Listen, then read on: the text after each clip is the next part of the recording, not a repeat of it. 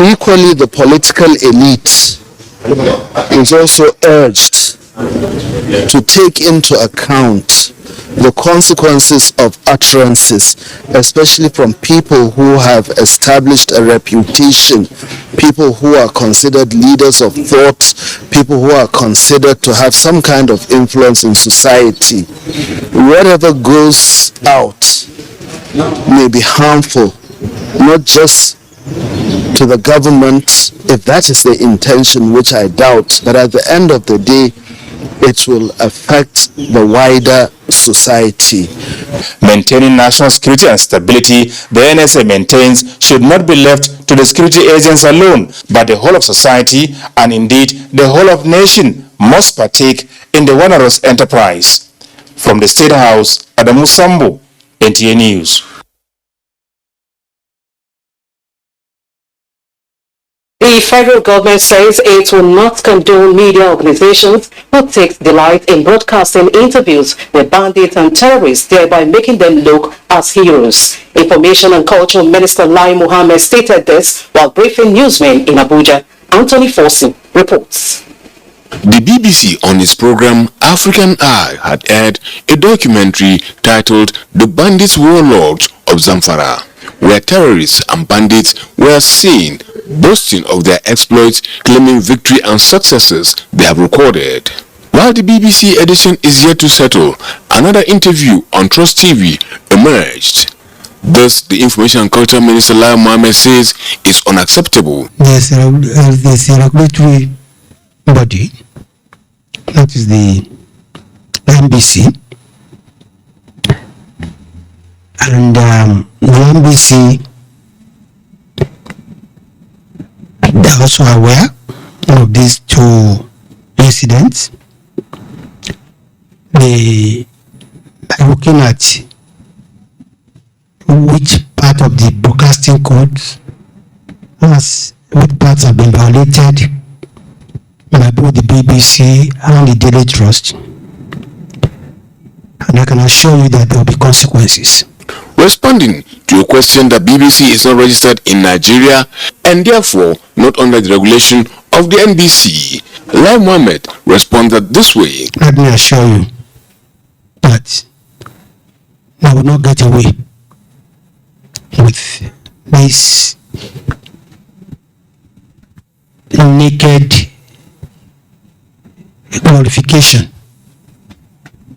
of terrorism and banditry in Nigeria.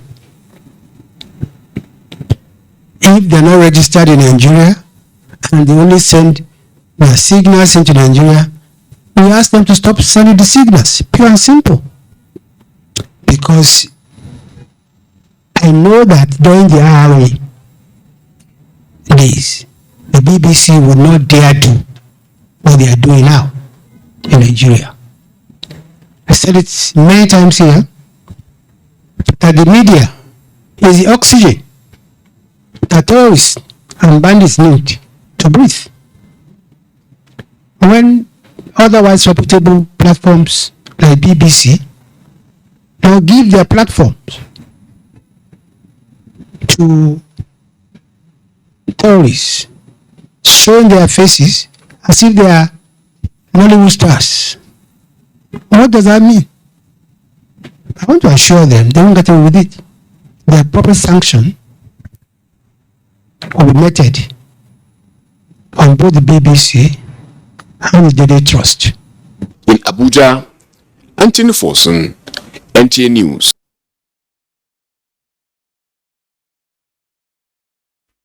Journalists have been advised to work in tandem with the ethics of the profession as the watchdog of the society by pushing advocacy reportage for peace, unity, justice, equity and fair play, especially as the 2023 electioneering process continues. The National Publicity Secretary of the Pentecostal Fellowship of Nigeria, who is also the patron of NUJ Zone F, Bishop Ima Isong, gave the advice when he received the executive of the Nigerian Union of Journalists Cross River State Chapter in Calabar.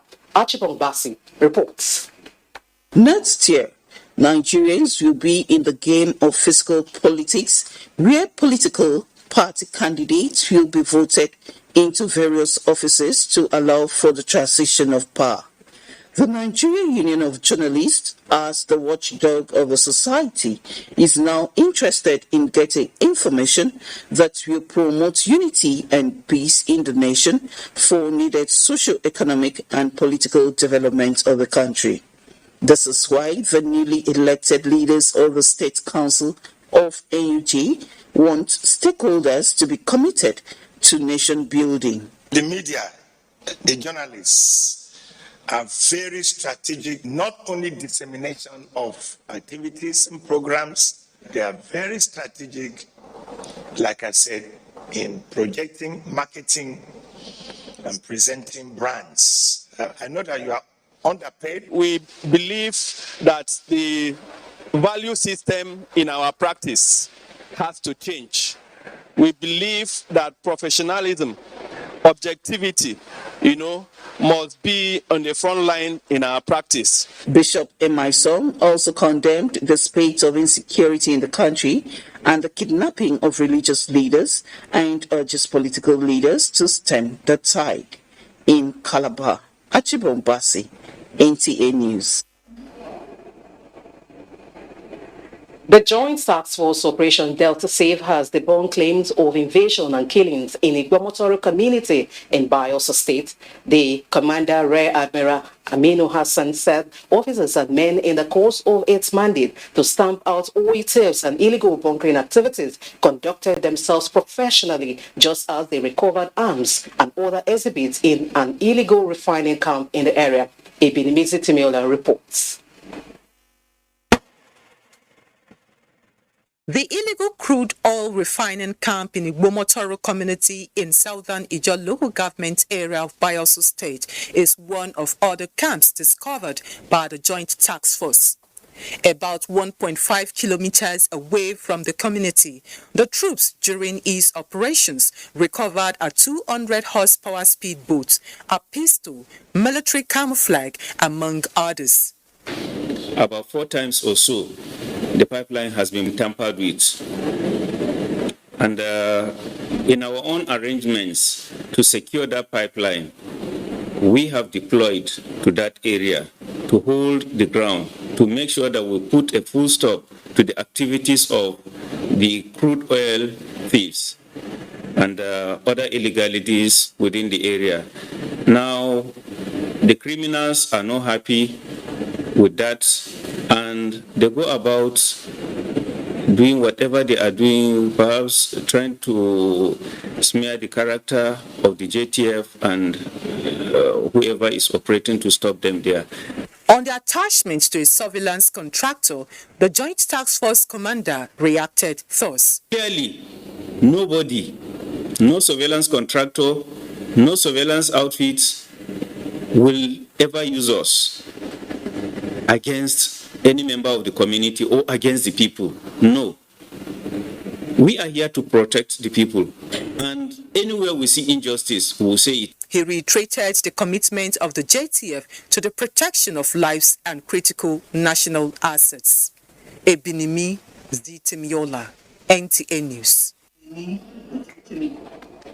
The need for the health sector to advance towards decentralized and care, constant training of health workers and scaling of sensitization and delivery of hepatitis B and C services in line with the universal health coverage has been emphasized. This, stakeholders say, is key to addressing this health threat, widely described as a silent killer. Ijoma Ugweke reports. Hepatitis, which is characterized by the inflammation of the liver, is widely responsible for the deaths of about 125,000 people in developing countries of the world. This figure may be partly the fact that symptoms are often not detected until it is too late for treatment. Lots of sufferers sometimes end up with liver cancer. According to experts, transmission of hepatitis B from mother to child remains high, with prevalence of 2.5% among children. This is why the vaccine was included in the National Immunization Program for children less than 5 years. It's preventable for the hepatitis B with vaccines that are easily available and accessible. But for the hepatitis C, there is no vaccine. So either which way, we preach, get tested. If you're negative for B, get vaccinated. If you're positive for either of them, get treated. The drugs used in treating can either be the oral tablets or injection. Are they easily accessible? Yes. You mentioned about affordability, a bit expensive. So the common man may find it a bit difficult to buy, but they are available in the country. Risk factors include exposure to sharing of sharp objects such as needles, syringe, razor blade, unprotected sexual intercourse, and improperly screened blood. As the world marks Hepatitis Day, focusing on viral causes and bringing hepatitis care closer to the people, voluntary organizations are keyed into the program to raise awareness. Highlight is on the need for primary health facilities and communities to ensure better access to treatment and care. We came around, they asked us to check our hepatitis to know whether we are affected or not. So I'm happy I've done I know I'm free today. You feel something in your body and it is headache, it is malaria, which people commonly do. And then they allow those conditions to degenerate into sometimes fatality. So the message is, when you feel sick or you have this kind of condition we're talking about, come to the health center. There are specialists here to diagnose you and know exactly what is wrong with you, and then know the course of treatment. Hepatitis A, B, C is real, and it is something that everybody should be involved. To mark this day, the team says we can't wait, and yes, we a world free of hepatitis. The day is also set aside to encourage the screening of blood donations for hepatitis. So it has become necessary that people seek testing as a control measure for hepatitis. In Port Harcourt, Ijo Mugweke, NTA News. Now, joining me in the studio is pharmacist Mercy Nsijelem Woke of the University of Port Harcourt Teaching Hospital. Madam, you're welcome to our studios. Thank you. Now, what is hepatitis and the predisposing factors? Okay. Before I talk about what hepatitis is, I would like us to talk about what the functions of the liver is, and then because hepatitis is actually the inflammation of the liver. So the liver has three major functions. The liver is the organ that processes nutrients, filters blood, and fights infection. And once these three functions are impaired as a result of liver damage or inflammations, the liver won't be able to carry out its function properly. And hepatitis is one of the infections that causes the impairment of the liver. There are so many there are viruses that actually causes this hepatitis. They include the hepatitis A virus, hepatitis B virus, hepatitis C, D, and E virus. And then we also have some other ones that are non-viral causes of the hepatitis, which can cause the liver to become inflamed. And such non-viral ones include the excessive use of alcohol, for example, when your immune system recognizes your liver as a strange body or as a foreign body, it attacks the liver and then causing an inflammation. So these are another factor too that can cause the liver to become inflamed and then impair its function. However, there are risk factors that can predispose people to this hepatitis. For example, the use of contaminated objects like needles, syringes, which maybe is common among the healthcare workers. And then too, in people, or let's say the youths who do drugs, they equally share maybe the syringes and needles while doing the drugs. We also have those who use unsafe water, either as drinking water or use them to wash their foods before they eat. these factors actually predispose them to having hepatitis. Okay, I know we have so many factors. Now, the question that readily comes to mind is if this disease is curable. Hepatitis is not curable, but however, there are preventive measures that can be taken, and then the person will be safe and then won't be able to have this virus or this hepatitis. Okay, so the treatments, is it affordable for the common man on the streets? Of course, it is not. The vaccines are free in health facilities, but for a child, a newborn who got infected through the mother, that child will actually need to take a vaccine, the hepatitis B vaccine, and then the hepatitis B immunoglobulin vaccine. And that vaccine is so expensive that the middle-aged Nigerian man cannot afford it because it costs about 70 to 80,000 naira. Okay, so if someone who a child has this, what will be your advice to that kind of parent who can not even afford a meal? Talk more of. Okay, what's the advice is that if you are tested, that is actually compulsory for every pregnant woman to test for hepatitis when she's pregnant, and if you are positive, I think you should start planning towards the vaccine for your child. Okay, before I let you go, tell us finally, how do we stem the tide? Finally, 1 minute. Okay, we can do that by testing, which is very important, and then after testing you go for your vaccination. Apart from the vaccines, we actually have to practice safe sex. Use of contaminated water is actually prohibited. Then also want to encourage people to practice proper hygiene, which includes proper hand washing, because this is actually one of the means through which a lot of people contact this hepatitis. Thomas Mercy, thank you so much for doing justice to this problem. Okay, up next is sports. Team Nigeria at the Commonwealth Games turned out in glamour, pomp and pageantry during the opening ceremony of the Games in Birmingham on Thursday, led by the flag bearers Nnamdi Prosper and Oluwafemi Ayo Folashade, as well as Mike Edwards. The athletes looked radiant and ready for the task ahead of them in a simple but befitting white and green attire. Nigeria will start off our guest for medals on Friday with the men's and women's tennis team in action.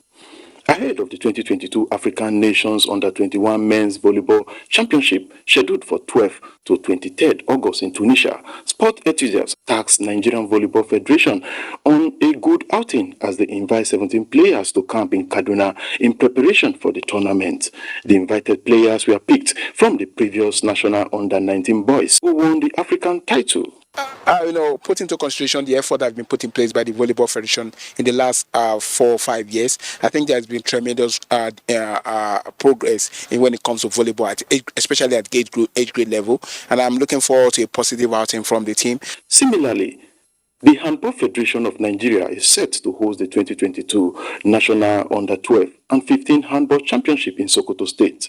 The championship, which is a grassroots developmental competition, will give winners in the male and female categories an opportunity to represent Nigeria in underage international championships. That's the way to go, and I must commend the Sokoto State government, especially as regards handball. They've been very, every year we have this kind of grassroots development program. The championship is billed to begin from August 26, 2022. With sport updates, I am Peter Oibo, NTA News.